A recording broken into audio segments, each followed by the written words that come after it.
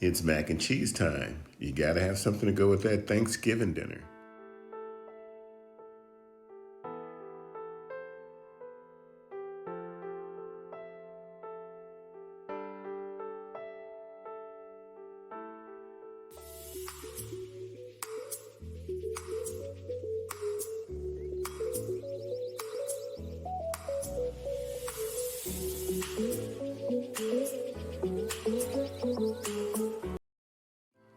So let's pan over the ingredients for the mac and cheese today.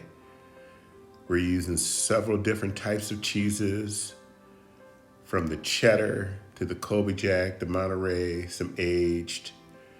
You can try any of these or all of them.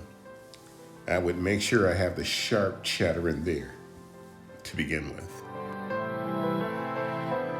We're gonna pan over the rest of the ingredients. You can see we've got a little pet milk, that's evaporated milk, some regular milk, 2 eggs, some salt, paprika, 1 stick of salted butter. We're not gonna use all of those. We're just gonna use 1 stick. So there's a process here. We're gonna start off by boiling, rapid boiling, the elbow noodles. We used elbow macaroni, and not the large ones, but the small ones. We dropped them down, and we're just gonna read the instructions on the packet to get that cooked properly. We're gonna salt the water right now.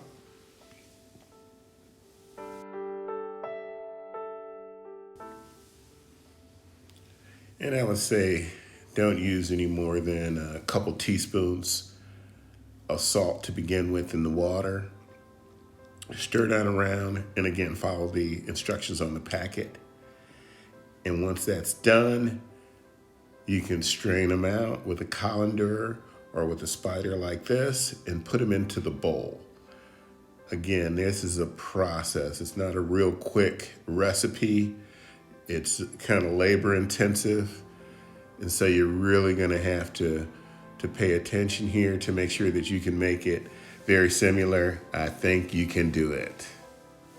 It's a very fun recipe though. So once we get everything drained, what we typically do is just grab a cup of that starchy water and set it aside, because we're gonna be using that here shortly.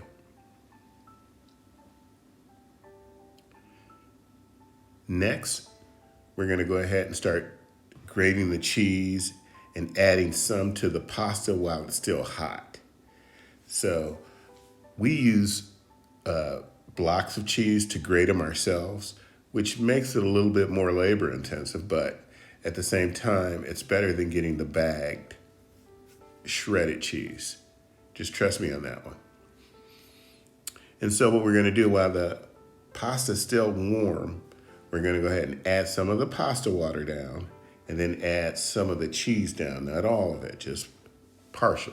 We wanna get it where the pasta is hot to get the cheese kind of gooey, melted, and going inside of the noodles. So you want kind of a wet, sticky bowl of pasta right now. So that's what we're aiming for. And by doing it this way, very slowly and deliberately, just kind of adding pasta water and drizzling some of the cheese in it and stirring it constantly, you're gonna get the cheese melted into that warm pasta.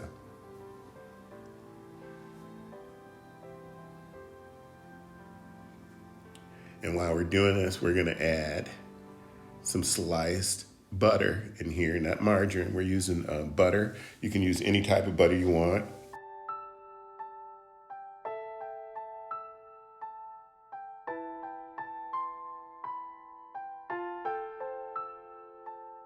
Kind of incorporate that in there. The noodles are still a little bit warm, and so that butter is gonna melt. And so just slowly start kind of incorporating and stirring everything in. And so you can see that it's developing a little liquid in there, and that's the cheese and the water, the starchy water melting together, and it's kind of going inside the noodles. Notice we salted the water, but we did not add any oil in it. You don't want to add the oil on this because you want the cheese to stick to the noodles. So don't add any oil in the water when you're boiling it. Now we grated the balance of the cheese here so we can get everything going. Incidentally, I use 4 blocks, but typically you can use like 3 blocks of cheese. We like our macaroni and cheese to be macaroni and cheese, so really cheesy. So we added it, the 4th just to top it with. So you'll see how we did that during this process. By the way, thank you for watching our channel. We're 7,000 plus now, so we're really growing. We never anticipated this channel to grow this fast. It was just a thought in our mind when the pandemic started. And we stayed in the house, we were locked down, so we started cooking. And that kind of brings the family together. And during these holiday times when you want to bring the family together, you want to be able to make a macaroni and cheese or a side dish and maybe bring it to a family gathering. This is a worthy of that. So make sure you follow this recipe.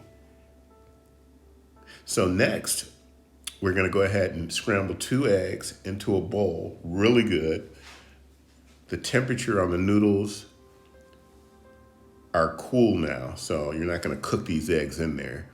So you wait till right now before you put them in, after everything's cool.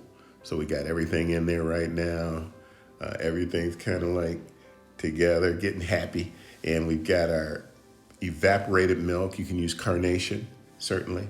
And we're adding some of the evaporated milk to this right now. We're not gonna add it all right now. But again, we're just doing this in stages. And this is how you develop kind of a cheesy roux without adding the flour. And so everything's kind of melded together. And you can see that this is gonna turn out correctly just by stirring this together. And you can just imagine when it's coming out the oven, it's gonna smell terrific.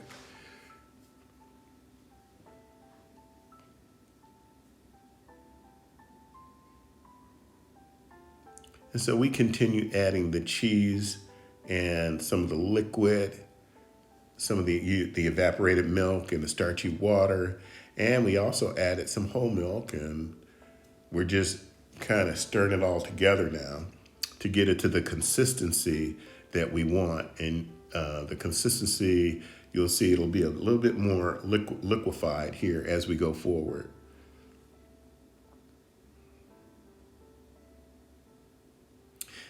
And if you like this video, make sure that you give us a thumbs up, leave a comment behind, and let us know what you'd like to see maybe going forward for the holidays. I mean, we can pretty much try anything. This is just one of our favorite macaroni and cheese recipes, and we hope that it becomes one of yours too. All right, so we got some whole milk here, and we just add probably about a 1/4 cup total during this process. And the whole milk with the pet milk and the starchy water kind of goes well together with this dish. And you just kind of want to develop these flavors in there. And if you need to add salt or anything, right now is a good time to do it. And then finish it off with the butter that's left over. So we did a total of 1 stick of salted butter. And we're just kind of incorporating that in, even though it might not melt totally. It's room temperature, so it's soft already. So it's gonna kind of melt as soon as it gets in the oven. And that's kind of good for this too.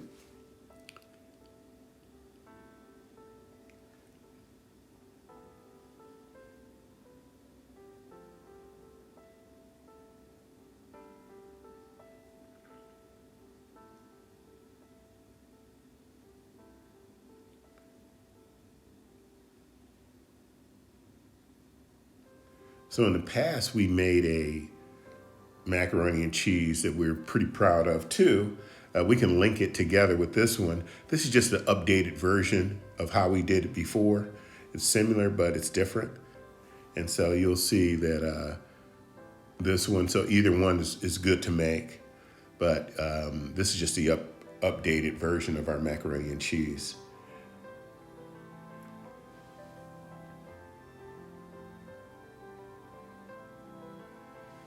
And we bake this at 325 degrees Fahrenheit for about 35 minutes. And depending on the heat of the way your oven works, you can cook it a little bit longer or a little bit less, you know. So we thought maybe about 35 minutes was perfect for this, and it turned out really well. And we're really happy with the results here. And now you can see that it's about ready to pour into the dish to put into the oven.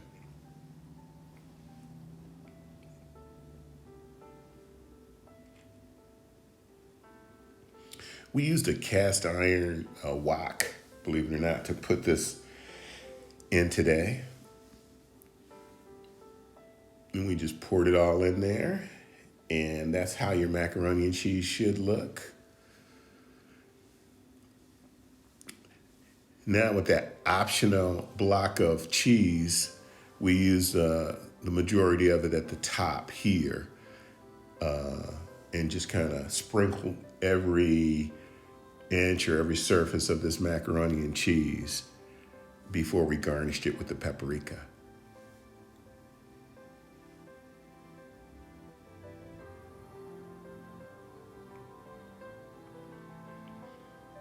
And this is your step-by-step version of our plated macaroni and cheese. I really hope you guys enjoyed this today. We're gonna show you the money shot when it comes out, and we'll dish it up, of course. But first of all, let's get the cheese on here, let's get the paprika on here, and then we'll show you that. Thanks for watching. We appreciate you. Do not forget to give us a thumbs up.